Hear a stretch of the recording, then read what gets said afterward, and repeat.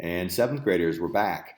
Sorry about the delay this week. Had some technical issues with my computer, but got them all fixed and now I'm ready to go. So we might have missed a day there, but I'm sure you were reading up on the Middle Ages on your own.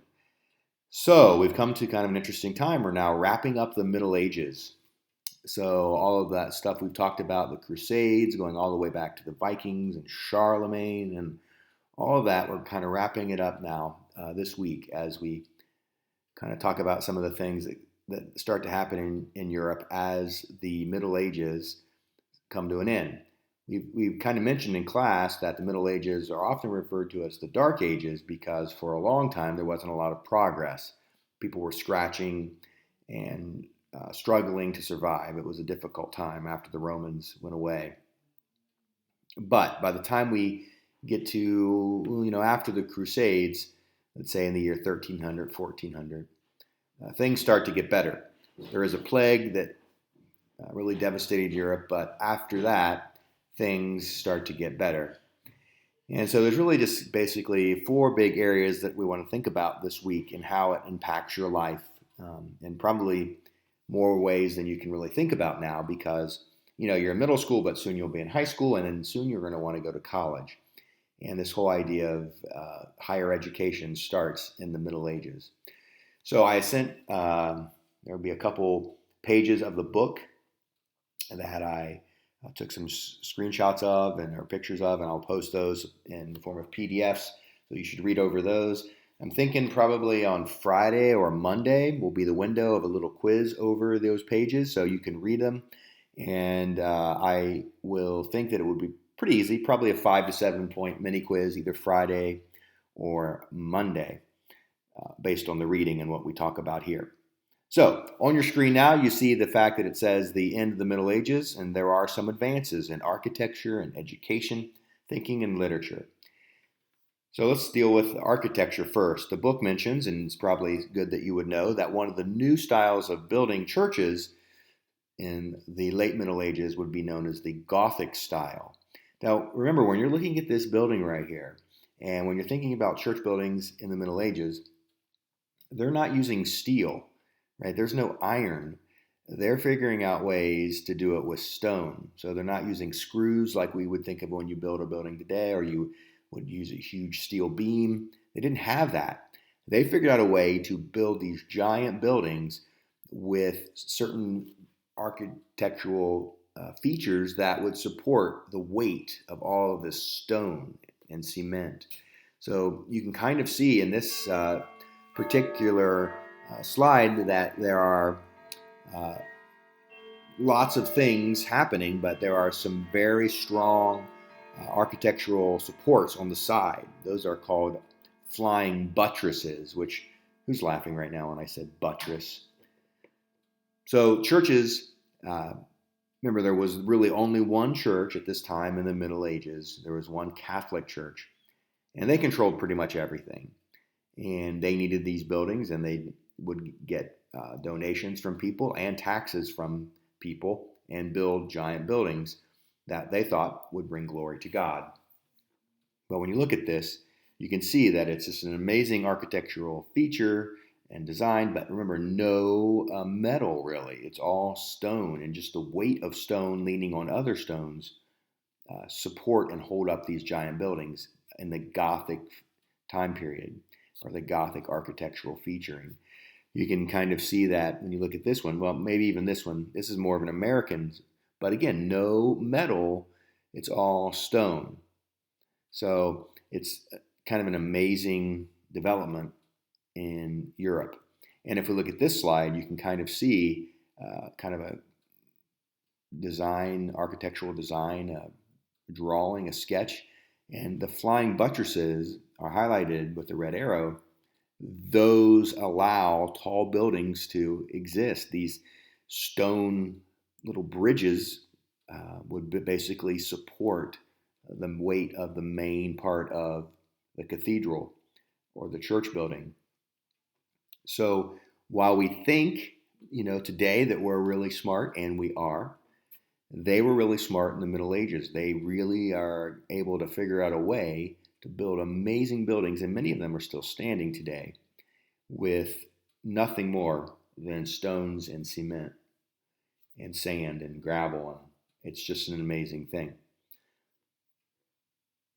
Another advancement during the Middle Ages would be higher education. So before this time period, before the Middle Ages, there were no places where you would go to get degrees. Now, you've probably already been thinking about where you might want to go to a college or a university. But this idea of universities started in Europe in the late Middle Ages, in places like Italy and France and England. So the idea was, the word university comes from the word universal, meaning you would go and you would get a well-rounded or a universal education. You would know a little bit about everything.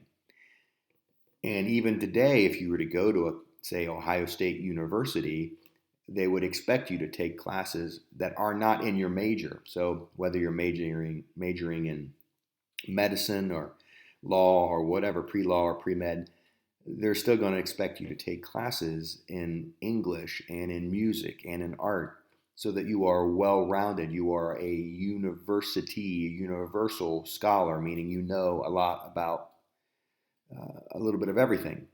So back in the Middle Ages, students who went to these early universities, like in Oxford or Cambridge, maybe you've heard of these really old universities in England, students would study grammar and how to speak and how to think and to do math and all the things that would make or be a hallmark of someone who's intelligent.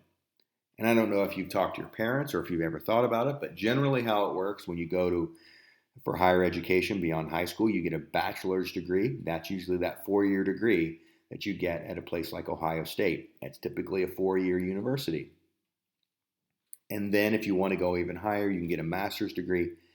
And if you want to keep that going, you can get a doctorate degree.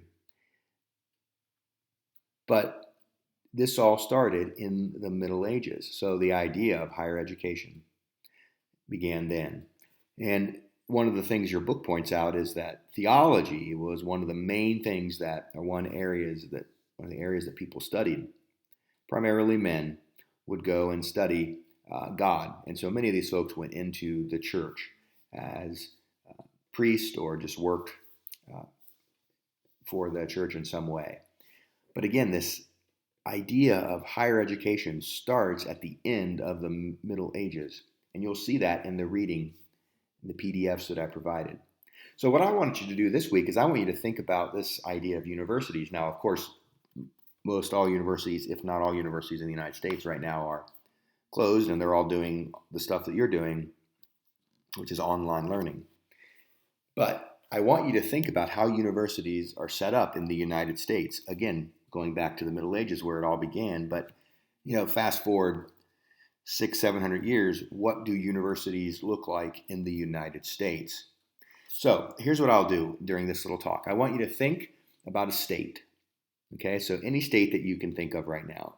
Let's just say we're thinking of Kentucky. Well, in the state of Kentucky, you have two options. You can go to a public university or a private university.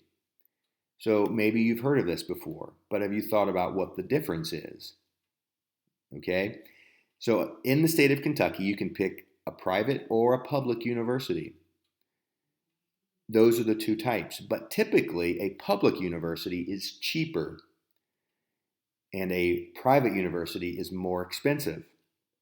So if you wanted to go, say, to the University of Kentucky, its tuition would be about half that of a private university in Kentucky. Let's take Ohio, for example. If you wanted to go to an Ohio university, right, a state school in Ohio, a public school, another way of saying a state school is a public school. If you went to Ohio State University, that tuition is about half the cost of going to a private university in the state of Ohio. So the taxpayers of Ohio pay the other half. So if you've ever thought why it costs more for someone to come from another state and go to, say, Ohio State University, it's because they have never paid into state taxes. And so out-of-state tuition for them is the full rate, that really of a private university. So if I wanted to go to, say, Otterbein or Ohio Wesleyan or Capital, these universities are private. They get really no tax dollars. And so a student that would go to, say, Capital will pay the full price. But if you decide to go to a public or state university in Ohio, then you're really only paying half the tuition. The other half is paid for by the taxpayers of Ohio. So there are many options as you start thinking about this. I just want you to realize that there's basically two types of universities in a state, public and private. And most of the ones that you can think of would probably be in the public side, meaning taxpayers of the state pay for half the tuition. Okay? So if you have any questions about that, we're going to have like a meet on maybe tomorrow, Wednesday. Maybe we'll make it Thursday. Let's do Thursday for 7th grade. Thursday, that way you have a chance to think about this and come up with some good questions. So, because the assignment this week has to do with this idea of universities in the United States today, and in fact, in Ohio. So here's what I want you to think about. I want you to think about and Google or look her up on the internet or ask your parents about Ohio's 13 public or state universities. Remember, public and state mean the same thing. So I could say Ohio's public universities or Ohio's state universities. It's just a little confusing to say state because not all of these universities have the word state in their name. So Ohio State does, but there are other universities that are public or state universities that do not. For example, the University of Toledo is a public or state university in Ohio. So there are 13, don't count that medical school place up by Cleveland. So 13 public state universities in Ohio. Write them down on a Google Doc or something like that. And what is their mascot? So, for example, we all know Ohio State University, the main big one in Columbus, right? Their mascot is Brutus the Buckeye. So you write down their mascot. And then once you've found the 13 public universities, I want you to find some private universities. There will be tons of these, right? So I already mentioned, say, Otterbein is a private university. It means if you go there, you're going to pay the full amount. It'll be typically more double in cost than it would be for you to go to a state university or a public university in Ohio. And you write down their mascot as well. And then, just because many of you will go off to college, I want you to think about 3 that you're interested in. They don't have to be in Ohio. If you're really interested in going, say, to UCLA, well, that's the University of California at Los Angeles. That too is a public university and supported by taxpayers in California. So you can write down any university you're interested in going to and just put it into a Google Doc and share it with me. And if you are, say, looking at your list of 13 public universities in Ohio, and one of them seems interesting to you, find an official YouTube video about it. Like, how do they want kids to go there? Like, what are they putting on their official YouTube video so that it might attract students to come there, and just watch that. You don't have to do anything with it. But just this idea this week is just thinking about universities and the end of the Middle Ages and the learning that was taking place and the advancements, not only in architecture, but also in higher education. So again, we'll meet on Thursday and we can talk about this, but I feel like this is pretty low key. It's just something fun for you to think about. So read the 2 pages, the PDFs that I'll put on Schoology. If you need to watch this again, do it. And start thinking about Ohio's higher education. And if you have questions, you can always email me or you can chat with me on Thursday, probably around 2 o'clock or so. Okay? K's are out.